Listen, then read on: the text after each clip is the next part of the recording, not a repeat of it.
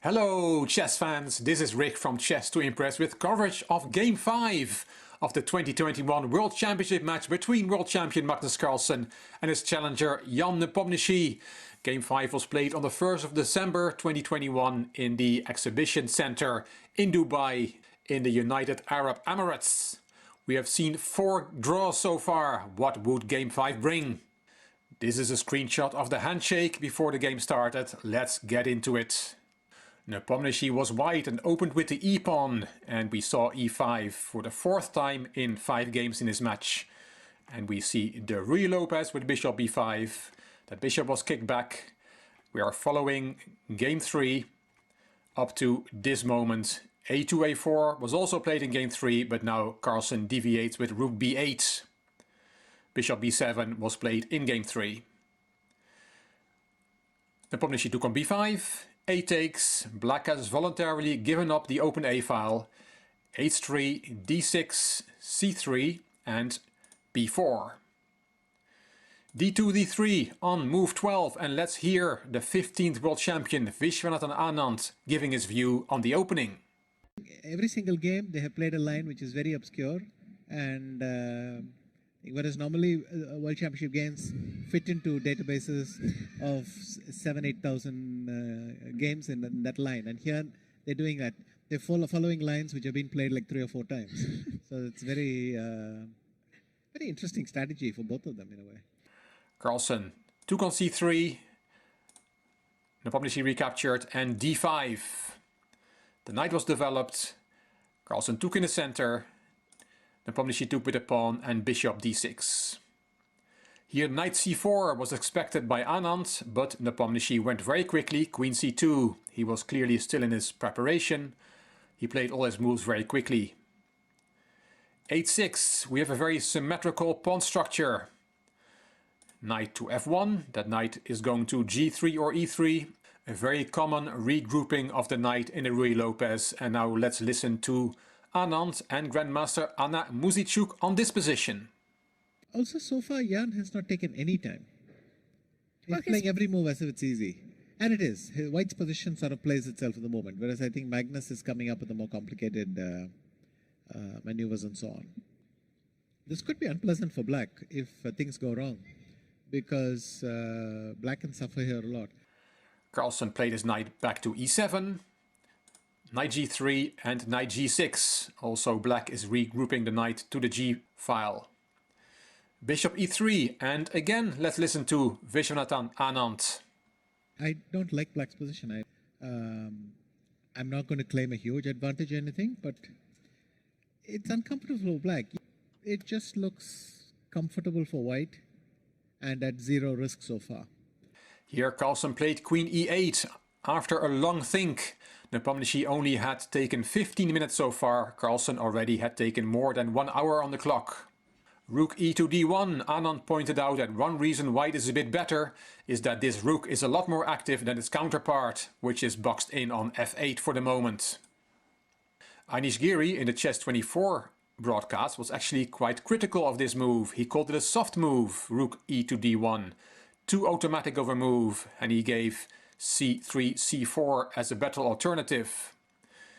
Giri and Grandmaster Grandelius agreed that this could lead to a similar position as in the game, but in a better version, as white will be able to kick the dark squared bishop back to e7 in some variations. But anyway, rook e2 d1 was the move from Nepomniachtchi. It looks logical to me on the open file. Carlsen played bishop e6, offering a trade of bishops. Nepomniachtchi played bishop a4, attacking black's queen, and bishop back to d7. And Grandmaster Judith Polgar thinks white has a slight advantage. Let's hear her. Seems just white has to be slightly better. Plus equal, because of the bishop on e3 is more active than the d6. Also knight is jumping to f5. And somehow you have this intuitively the feeling that you definitely want to be on the white side, right? So it is clear that the advantage for white is based on the fact that the bishop on e3 is slightly better than its counterpart on d6. And as Polgar said, also knight g3 to f5 is an idea for white. Let's see what happened in the game. In the game, knight back to d2 was played by Nepomniachtchi, And Carlsen took on a4, and unfortunately we see a queen trade. Lots of pieces come off the board. And let's listen to the previous challenger for the world title, Fabiano Caruana. I think unfortunately, Danny, this game is heading towards another predictable result. The pieces are just coming off too rapidly. Rook a8 was played by Carlsen, offering a trade of rooks. Rook d2 a1, and also a pair of rooks dropped off the board. Rook b8 on the open file, rook a6 and knight e8. Ines Giri explained black's plan, f6 and king f7, and black is very solid. Nepomniachtchi played king f1. He's on his way maybe to c2 to protect the weak c-pawn, explained Fabiano Caruana. And white will have to be careful of knight h4 or knight f4, which may target the g2 pawn. Interesting to hear the elite grandmaster analysis. Knight f8 from Carlsen on his way to e6. Knight f5, and there goes that knight to e6. Knight c4, rook d8, and both players pushed their f-pawn. Ines Giri liked this move a lot. It shows a very deep understanding of the position by Magnus Carlsen, Giri said. Nepomniachtchi pushed the g-pawn. King f7 and h4. White is grabbing space and black is somewhat cramped. But is it enough to get serious winning chances? Carlsen dropped the bishop back to f8. King e2 from Nepomniachtchi. Knight d6. A pair of knights was swapped. h5 and bishop back to f8. And let's hear Judith Polgar about this position. The white king is cut off. His pieces are practically completely fine. The only problem is that the pawn is on h5 and it's blocking the h6. But in reality, there nothing can be done. I mean, tell me a scenario where white is actually having great chances. You grab the rooks, nothing. You grab the knights, it's nothing.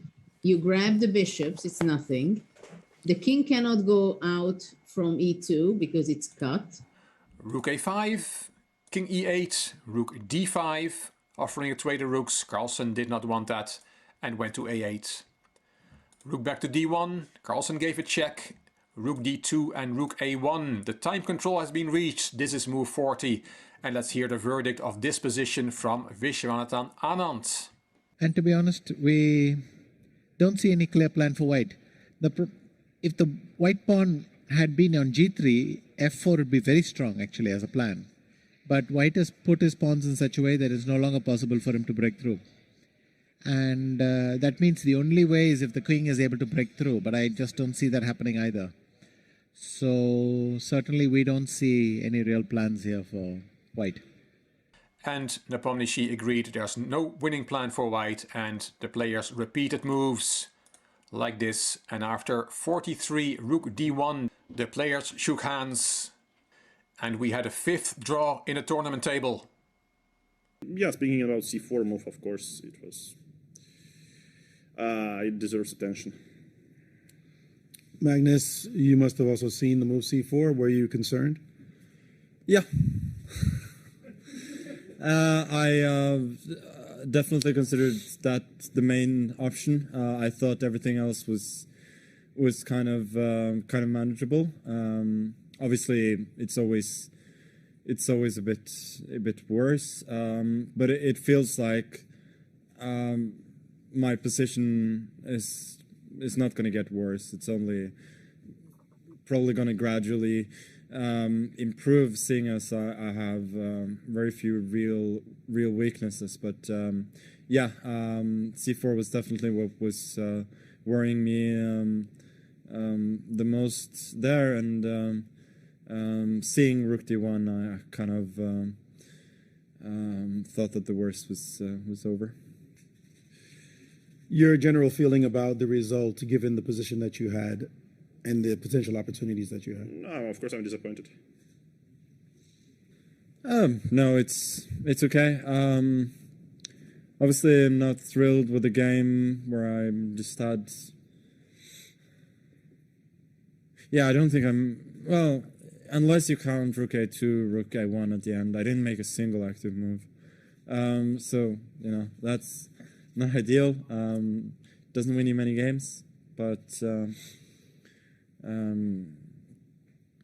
the result obviously is fine. Before I let you go, I would like to draw your attention to the competition I'm running. You can win a chess book, either a book on Magnus Carlsen or a book on Ian Nepomniachtchi. I'm linking the video on how you can enter this competition up here. Thursday the 2nd of December will be a rest day, and Game 6 will be played on Friday the 3rd of December, and I will be here after the game to tell you what happened. If you like this video, please give it a thumbs up, please subscribe to the Chess to Impress channel, and please leave a comment. I will read them all and I will reply to them all. And please don't forget to put in a comment in the competition. If you like this video, it would be great if you could share it on social media by clicking the share button on YouTube. You can find me on Instagram, on Twitter and on Facebook. This is Rick for Chess to Impress. Thank you for watching.